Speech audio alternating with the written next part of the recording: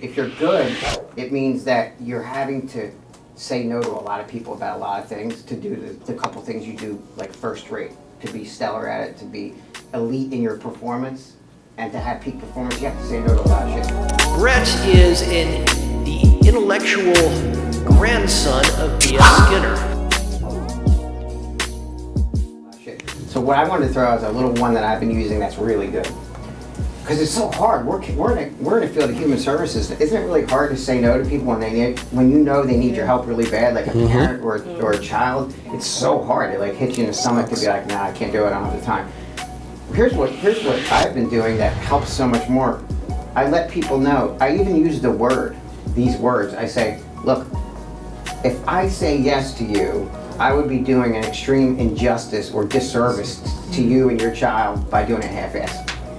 Like literally, like I could even worsen the situation by, like you do a halfway intervention and they get half the treatment integrity and there's half the intermittent reinforcement, the behavior is worse. So that's just an example. Like, you guys have to say no to a lot of shit because you're good. And what makes you good is that somehow along the line leading up to this point, you said no to a lot of things. I don't know what I'm done with my hands. But yeah, so I just want to encourage you that that's a little hack that it's an honest one, and I'm not being disingenuous. I'm like, it wouldn't be a disservice if I halfway did this, because that's all I can give to it is that half amount. So keep thinking of the note. One time I tried that and said that I wouldn't be able to give you 100%, and then the parent told me that 25% of me was still was already getting killing it with clarity. Wow. Like, I feel like I can't. That's hard to argue. Yeah. Woo! That's a good comeback. 5% of this ass is better than 90% of everyone else. Yeah.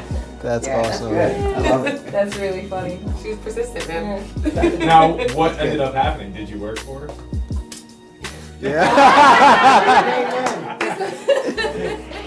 Things that don't require attention, use tech to automate it. And then things that don't require your immediate skill to do, delegate and check. Make sure you're checking on the shit you delegate. I always tell people, just because you delegated didn't mean you're done with it. You're accountable as a leader. So remember, automate, delegate, and say no, and you'll continue to be on an upward trajectory. Be really great at what you're doing with behavior analysis. Doesn't care if it's I don't care if it's autism or whatever. Being a husband or a wife, be the best one you can by saying no to other wives. What are some of the things you've learned about leadership, mentoring people, leading people that maybe is different than what you thought going into it? Yes, Christian. I didn't realize that I would be receiving so much feedback, and I didn't understand its importance at the time when I was doing like a day program. And all of a sudden I had all these people, felt like an attack. I was like, whoa. I got enough, I'm good. Yeah, so the people you were leading giving you feedback, you're saying? Yeah, like again, it was just kind of thrust into that position. I was like, sure, I'll take it. And I didn't realize, I was like, oh, this is why I got it. Got it. Kind of like them. Yeah. I don't really want it, right? Yeah, because a lot of it has to do with us constantly asking the people. Like, I literally have this uncomfortable discussion, and many of you had this with me, where I'm sitting in the office with you, and I'm begging you to tell me the shit I got to do better. I'm begging you because you won't tell me, and the more we grow, the less people want to be honest with me. So then one little hack, let's call it an honesty hack, for me to get feedback.